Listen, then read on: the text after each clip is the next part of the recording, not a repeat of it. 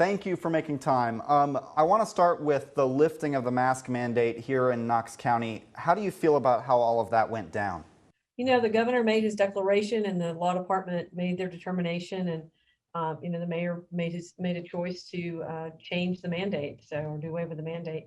I think it's important for your viewers and our community to know that that doesn't mean COVID changed. That doesn't mean that COVID went away. COVID is still very present in our community, and still the 5 core actions are still really important for all of us to practice. And now we're relying on each other's personal responsibility and goodwill toward each other to continue to practice those things. And I'm hopeful that people will continue to do that. So really want us to shift our focus on what we can all do to reduce risk as part of our own personal responsibility. So the 5 core actions, plus getting vaccinated when you can, are the things that I want people to start thinking about. Did the mayor's reach out to you, or the mayor's office reach out to you and ask you what you thought about lifting the mask mandate? I had discussions with the mayor's office and was advised of, what his intentions were. So I was not surprised when he announced it. Did he ask you what you thought of lifting the mask mandate? It's really not been any secret about what the mayor thinks and what I think about the mask mandate. The Board of Health met just the week prior and advised me to keep the mask mandate in place, and I was following their advice. Why, in your view and the board's view, is it important to keep that mask mandate in place? Because COVID is very much still present in our community. People are still getting sick from COVID, getting hospitalized from COVID, and dying from COVID. And we also really haven't had enough time for enough people to get fully vaccinated. Vaccination just opened up to everybody 16 and over just about 2 or 3 weeks ago. And so we need some time for those folks to get their first dose and then have time to get their second dose and then have 2 weeks after that to be considered fully vaccinated. So we just felt like the continued risk, which is why we also want people to continue to wear masks, even if you're fully vaccinated, even without a mandate. With or without a mandate, COVID is still very present in our community. Why do people who are fully vaccinated still have to wear masks? It's a really great question and sometimes hard to get your head around. So, these vaccines are new. We know they're effective, but we also don't know everything about them. So we're still waiting for the body of evidence to be able to tell us if you're fully vaccinated from COVID and you get exposed, you won't pass it on to somebody else. Right now, we don't know that for sure. So because of the risk of possibly passing it on to someone else who might get really sick, end up in the hospital, or make someone else sick who would end up in the hospital, we need to protect those folks. So if you're fully vaccinated, you could get a mild case of COVID and pass it to someone else. So you need to continue to wear a mask when you're in a group of people where you don't know the vaccination status of everyone in the group. So is that to say that even if I'm fully vaccinated, I still need to be worried about COVID? No vaccine is 100%. These vaccines are very effective. They're 100% effective in preventing severe disease and preventing death, but they're not 100% effective in preventing disease itself. So you could get a very mild case of COVID and might not even know that you're sick and just think you have allergies, or, it is allergy season here in East Tennessee. And then inadvertently pass it to someone else. So that's why we're encouraging folks to wear a mask.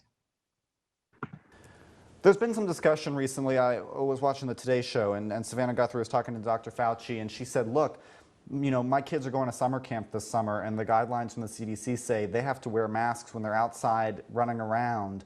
That feels like it's kind of not lining up with what we're seeing in terms of, people being kids especially, and outside transmission we know is low. Do you expect those guidelines from the CDC to change in the coming weeks as we learn more? They certainly could. I'm not sure what the CDC will do. One of the challenges is that we can't vaccinate children under the age of 16. So a lot of kids going to camp won't be vaccinated. Maybe they'll have an opportunity to get vaccinated before they leave for camp if Pfizer is approved to be given for those down to the age of 12. So transmission can still occur. And if you look at Michigan with the variants that happened, that transmission was really being driven by younger people. And one of the variants that they saw in Michigan. So that can happen. That can happen at a camp. That can happen here in Knoxville. So again, until we have the opportunity for everyone to get vaccinated, including children, we still need to continue practicing the 5 core actions.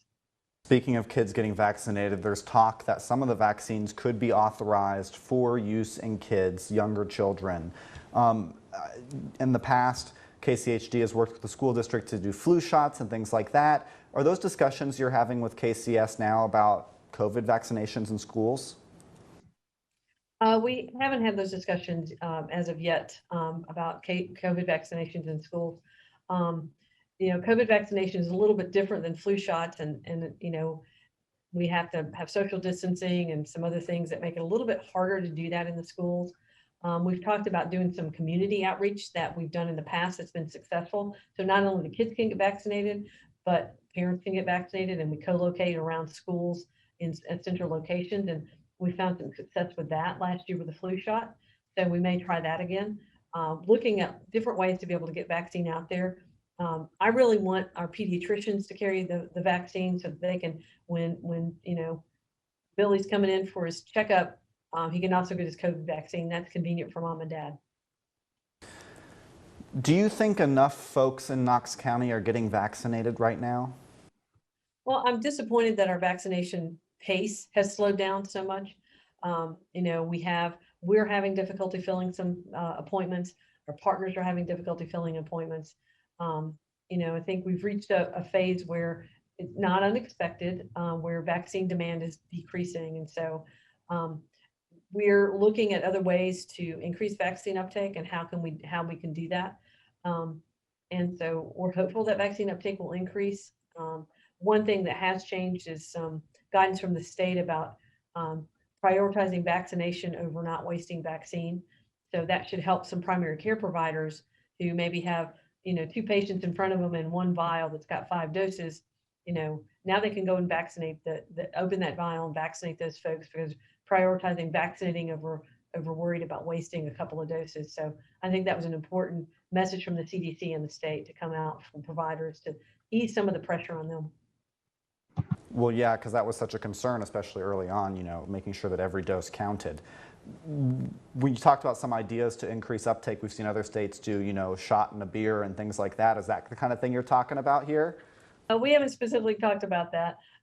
We have specifically talked about, where can we go where the people are that would want to get vaccinated. And so we'll continue to look at those opportunities. And we've had some success working with some community groups and going out. We're already doing some of that, going out to neighborhoods and going out to certain locations to get folks vaccinated. I know I heard somebody somewhere in some state, they had a vaccine event at a farm. So who knows? Nothing's off the table. I guess one thing that, we talk about getting vaccines, and folks have this idea that it's important to get, folks vaccinated. What happens if we don't? What happens if enough people don't get the vaccine? Well, at a certain point, everyone will have an opportunity to have gotten vaccinated and choose to get vaccinated or not.